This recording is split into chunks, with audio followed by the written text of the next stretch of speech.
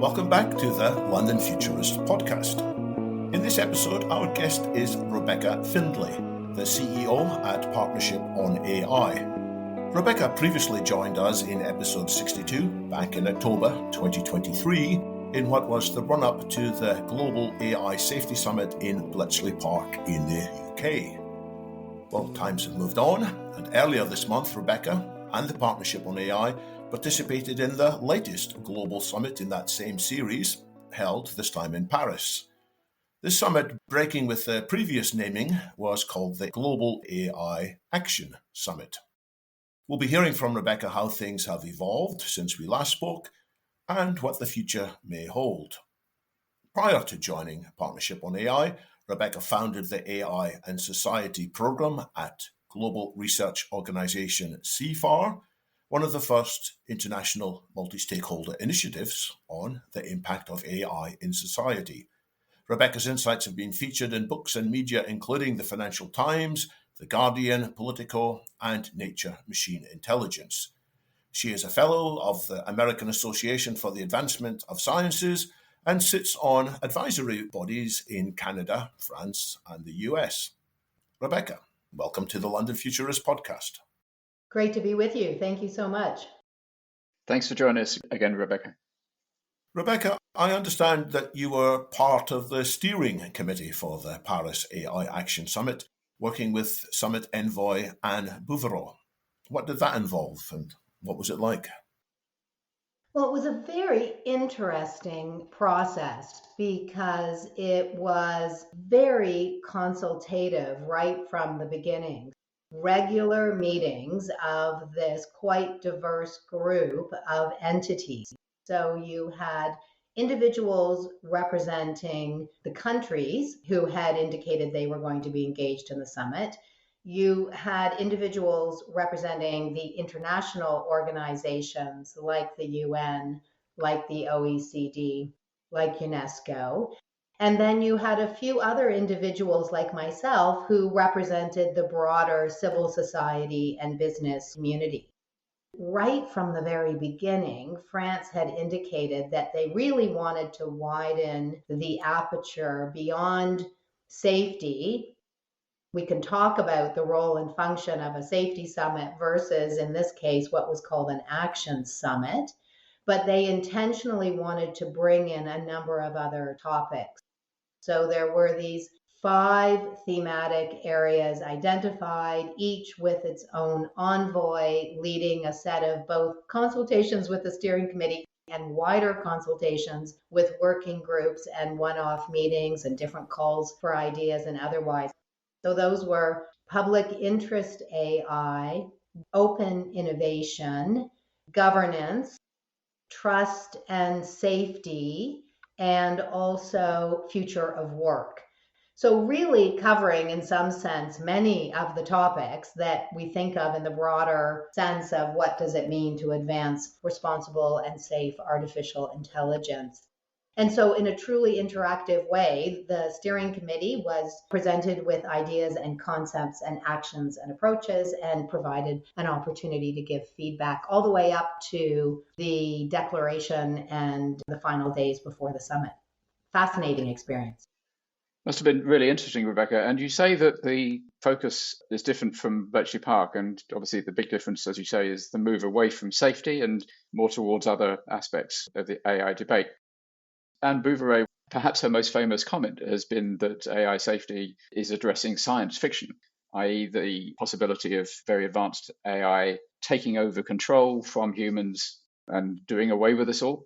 She thinks that's science fiction. And there's this very interesting divide which has opened up in the AI community. I mean, it's been there forever, but it's becoming more and more obvious and more fierce.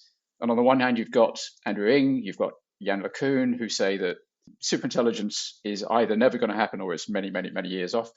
And you've got Jeff Hinton, Joshua Bengio, Stuart Russell, Max Tegmark, and others saying, no, it could happen much sooner.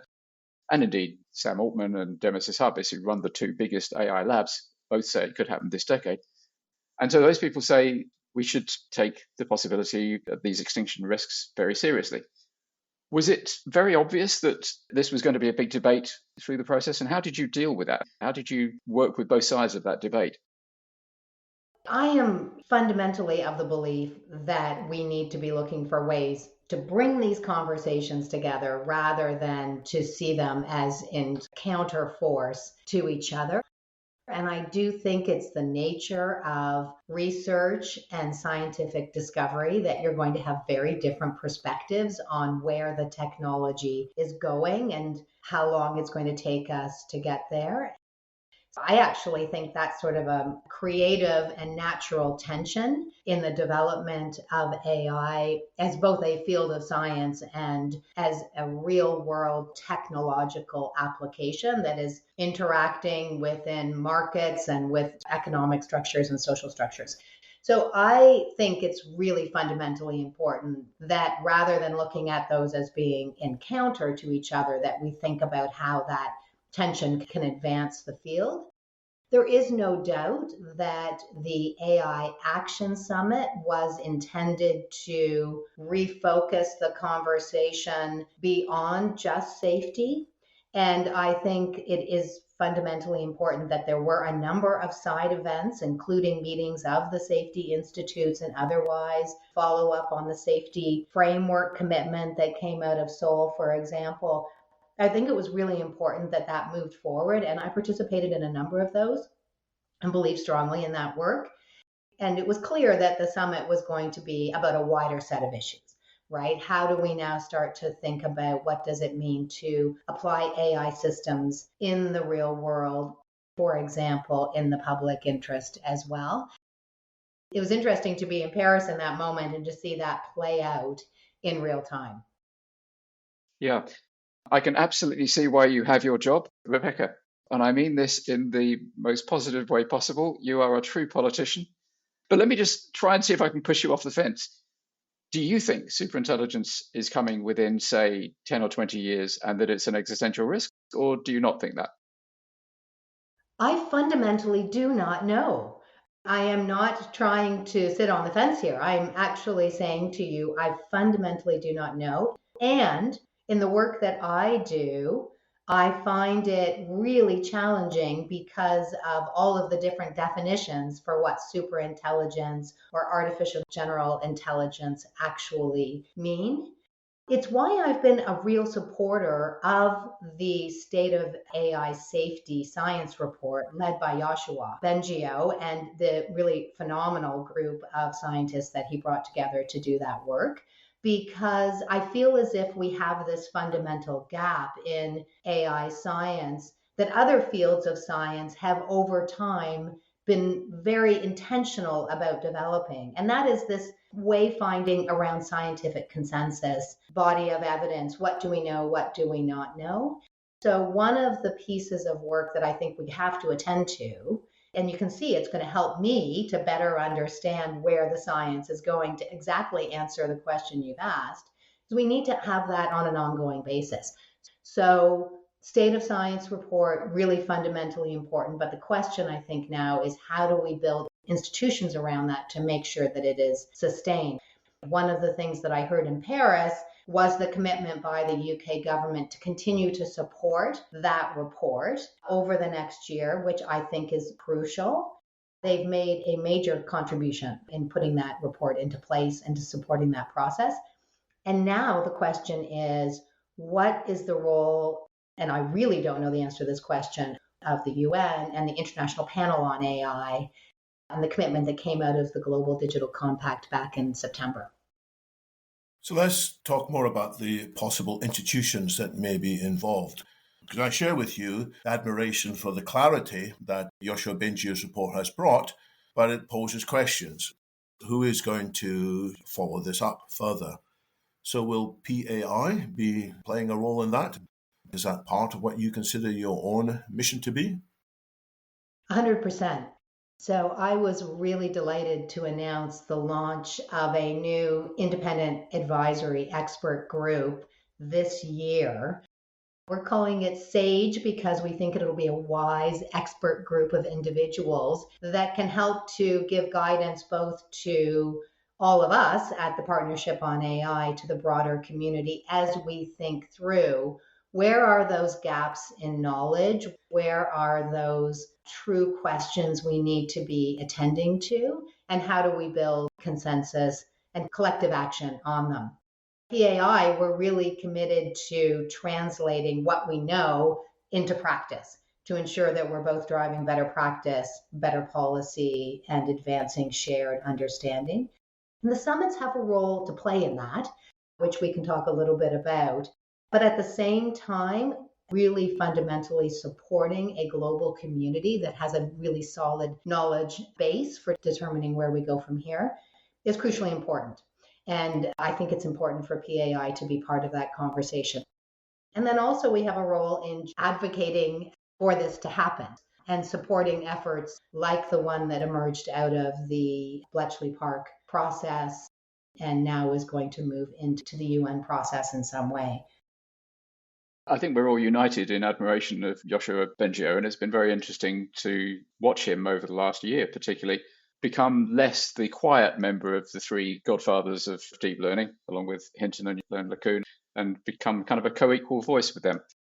I was at the IASEAI, I think that's right, the International Association for Safe and Ethical AI, the inaugural meeting of that, the OECD in Paris, just before the Paris summit. And he was very clear, and he's been very clear in all the various meetings, I mean, he had hundreds of meetings in Paris in the last couple of weeks, that the break point in making sure that AI doesn't become unsafe is not to have agentic AI. He wants scientific AI, which is like an oracle. You can have it as advanced as you like, but it sits in a box and it cannot affect the outside world. He calls this scientific AI. And he does not want us to be developing AIs which can affect the real world by taking over our laptops and going ahead and booking plane tickets and so on. And it just seems to me that this is fundamentally a problem because we are releasing those agents right now. Companies are making agentic AI, they are releasing them into the wild. The reasoning AIs like ChatGPT 401 and 403 and so on, these are agents. And so the horse, if not bolted, it's at least halfway out of the stable. So how can we achieve what he wants, which is to make AI safe by not having AI agents, if we are going ahead and releasing those agents?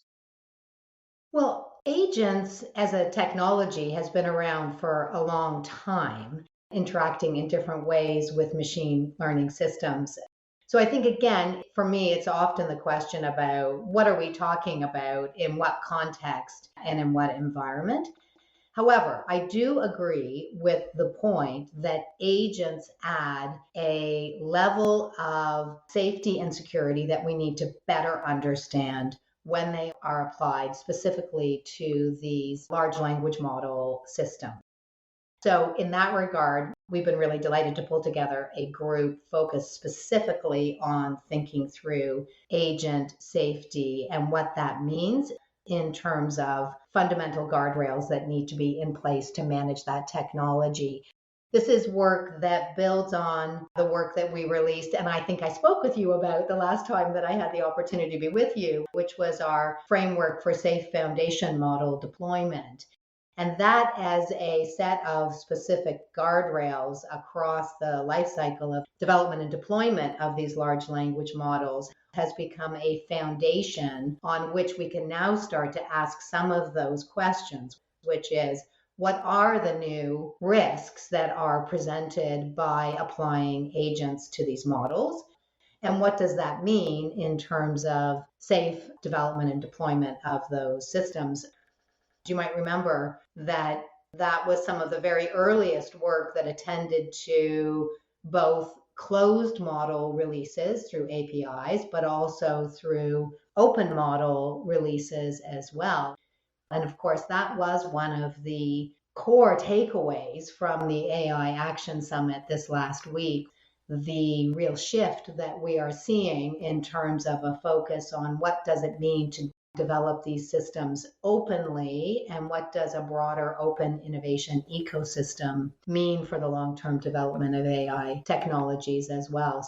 So I think that is another area that you can see a difference between the conversation that happened in the UK and took place in Paris. We'll be right back after a quick break. If you spend way too much time online, first of all, same. And second, you need promo guy talk pills. I'm Rawal, and with Alex, we break down everything happening in tech, digital marketing, and the internet's latest chaos. No boring corporate talk, just real discussions with real opinions. So go on, press play. You know you want to.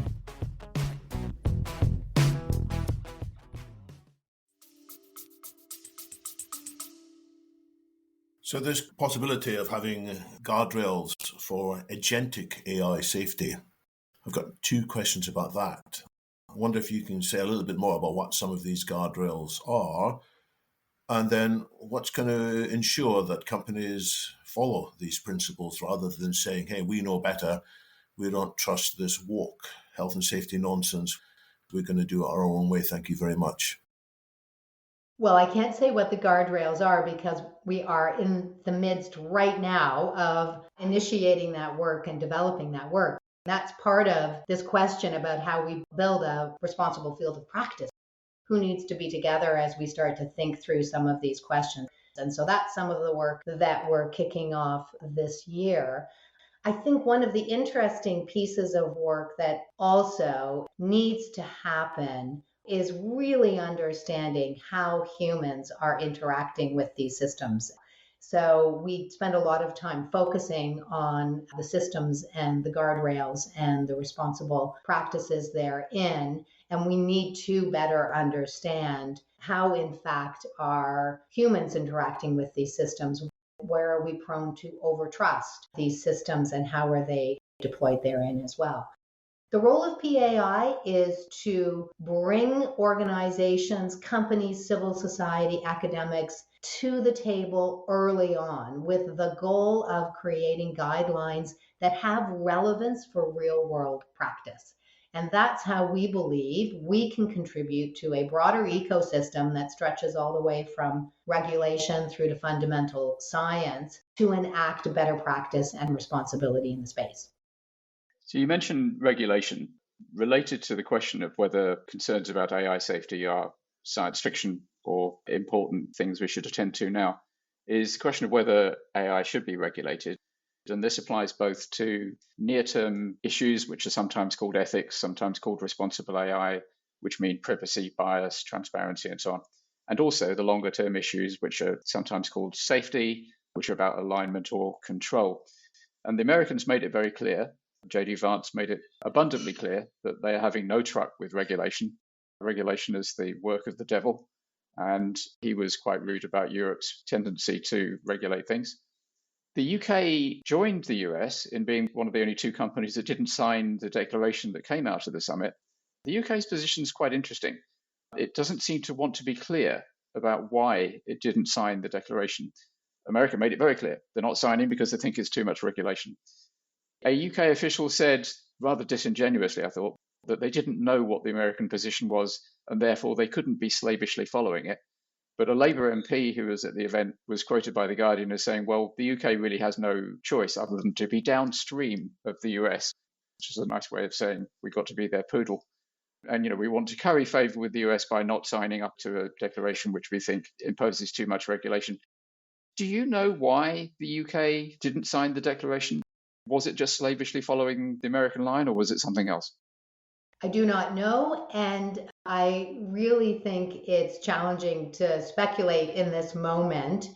And I have to say, on the question of regulation versus broader assurance, for us, there's a really fundamental piece that is missing in the assurance ecosystem that is holding companies back from being able to move forward in innovating and developing systems. And this would be companies across all sectors.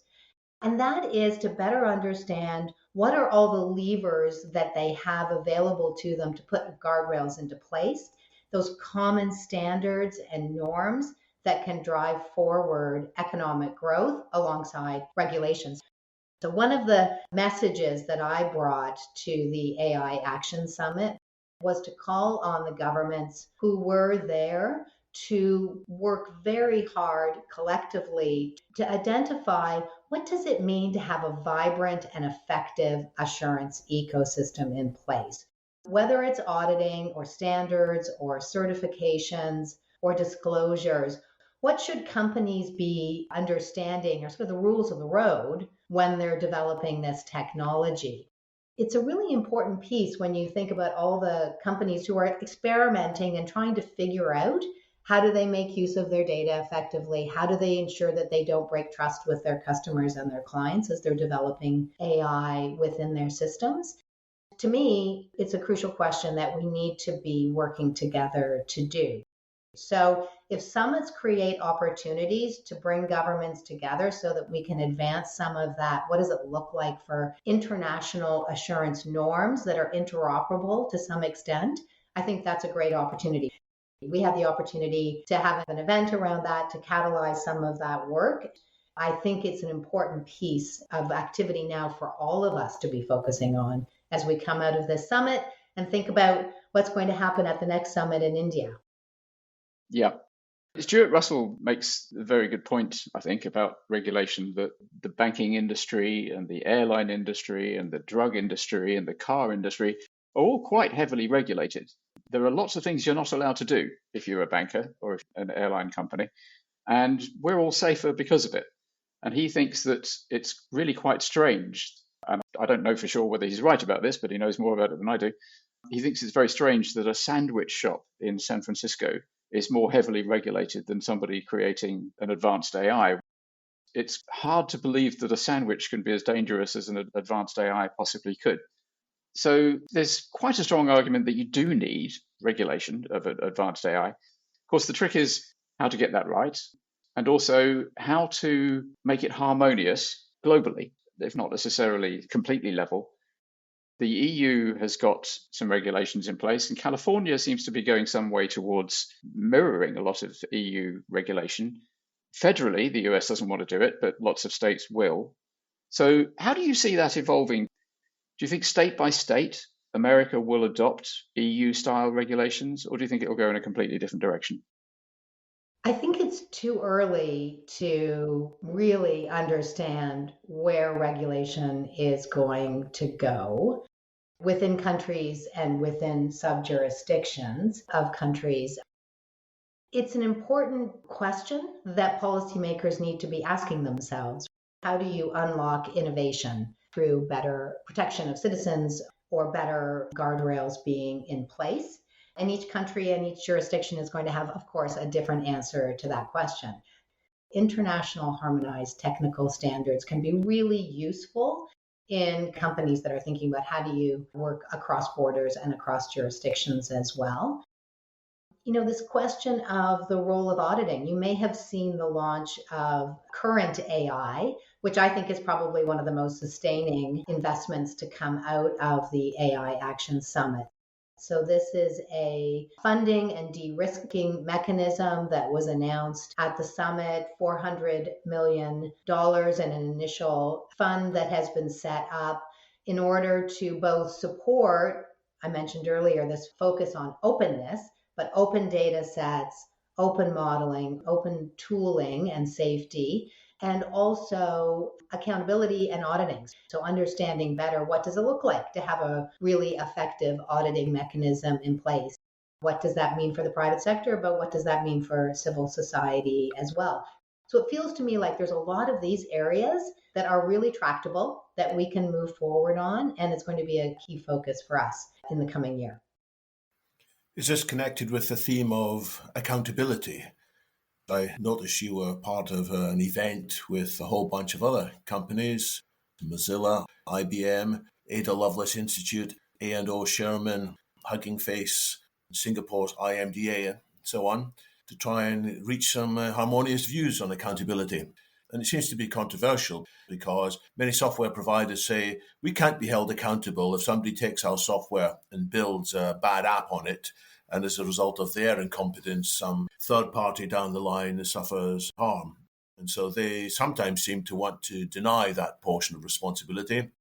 Other people say, no, if somebody can use your platform and do bad things with it, you ought to have a share of accountability too. So how did that meeting evolve? Did it reach some kind of consensus? It's interesting that the space when we think about accountability, auditing, and insurance is right now very fragmented. Exactly as you say, there are different actors in the value chain. Even understanding what the risks of those different actors are and what responsibilities they have to each other and what levels of disclosure need to be in place. That's a whole area of work that we started last year when we released our value chain for open model development and deployment. And we found has been really useful across our partner community in better understanding where the potential risks and interventions lie. So there's that piece of work that needs to continue to be done. There's also a piece of work that says, how do different accountability functions operate together in order to support an ecosystem? And that's what we heard when we brought together the community that you mentioned on the Thursday before the summit in Paris, that there are all of these initiatives that are standing up, good, high quality, effective in their own right, but they're not talking to each other and thinking about how they each can contribute to and hand off to each other across a variety. And that's both nationally and internationally is really important. So, for example, you mentioned Singapore, a huge commitment to thinking through what an assurance ecosystem, all the way from their safety institute through to the Verify Foundation and initiative that they have put into place to really better understand what it means to support that work. An organization like the Ada Lovelace Institute based in the UK, which has done some of the really early work on understanding what does a true auditing ecosystem look like and need to contribute to the broader system as well. Of course, the OECD, they have all of the work they've been doing around responsible business conduct and codes of practices. So an opportunity through PAI's convening process to bring those conversations together, to start to stand up and help to wayfind for countries, for governments, jurisdictions, to better understand what they need to put into place to really advance that innovation in a resilient and sustainable way. One of the other big discussions in the AI community in recent years, and it really came to the fore in Paris, was whether and how Europe should step up and get involved in the AI industry. At the moment, AI is really a duopoly in which America is a long way ahead, China's quite a long way behind, but then in third place is either possibly the UK or Canada, and those third place nations are a very, very long way behind the first two. At Paris, President Macron announced, I think, about 100 odd million euro investment in French AI. And then the EU said that they were going to fund a sort of a CERN, a CERN for AI, European CERN for AI. It's not clear yet how that money would be spent. It does look like Europe is starting to wake up and decide to play a prominent role. Do you see that happening? Is that an important part of your work? It's interesting that you put it that way because it feels as if Europe's been attending to some of these questions around AI and AI regulation for quite some time. Absolutely. Europe has been playing a role in regulation, but it hasn't really been playing a role in developing the technology. Mistral to one side, and of course we've got DeepMind in London, but it's a Google-owned company. There are many, many British and European scientists involved in AI, but there's no big tech companies in Europe apart from Spotify. Well, now you're touching on what was, of course, one of the major topics of conversation in Paris, which was DeepSeek. The release of DeepSeek just the week before. And while not really knowing what actually was developed and how much it cost and what it took to release those models, the notion that an open model could be released that was trained with much less compute, with certain levels of capabilities, really opened up the conversation about, well, what other jurisdictions need to be advancing and supporting the development of models like DeepSeek or other business models as well. It does make one think about all of the amazing scientists in the EU and in the UK and the strong support for industrial applications in both of those regions, and wondering how do we start to incent business models that work well for those different places. You've given a fairly positive account of what happened in Paris. I wonder if we can tempt you to express any disappointments or frustrations, or let's say things you'd like to see come more to the fore in the next summit in India, if that's where it's going to be. although I haven't seen a date set for it yet. Yes. At the very last event in Paris, Prime Minister Modi announced that the next summit would take place in India, but did not provide a date or a definition or framing for what that summit is about. You know, and this is a question that has been on my mind, even coming out of the UK Safety Summit, which was, yes, much more focused in nature. What is the role of these summits amidst a broader set of international activities that are taking place, all the way from the Global Digital Compact and the announcements that were made by the UN in September, through to things like the G7 Hiroshima process? We had the OECD release the framework for that as a side event around the Paris summit, through to the new network of safety and security institutes and the work that they're doing together globally as well.